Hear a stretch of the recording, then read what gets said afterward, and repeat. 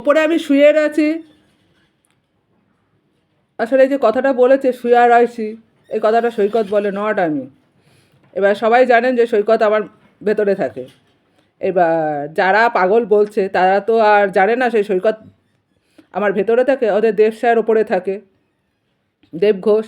এই জন্য দেব যে সৈকত আছে সেটা ভুলে গেছে। আর শ্বশুরের নাম নিয়ে কেন সময় এইসব করছে আমি জানি না। সোমা আমার ক্লাসমেট হয়, আমি তো পাগল হয়ে গেছি ওই জন্য বলছি কথাটা। সোমা তো আমার ক্লাসমেট হয়, আজ পর্যন্ত দেখা করেনি, ওর মেয়েও দেখা করেনি, দেখা একদিন করেছিল, তারপর আর করেনি।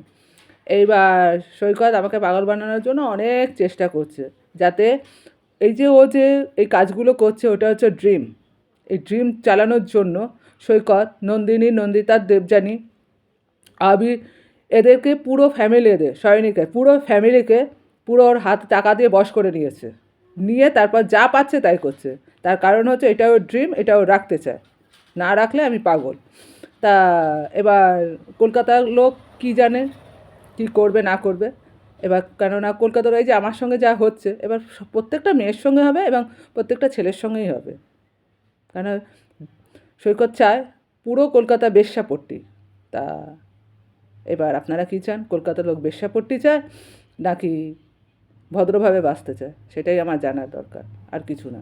যার জন্য আমার লড়াই, তার কারণ হচ্ছে সোমাও উকিল বলে ও ছেড়ে দিচ্ছে। এই যে আমি কথা বলি ঘ্যাক করে, আমি আমার রেকর্ডিং পাই কোথা থেকে?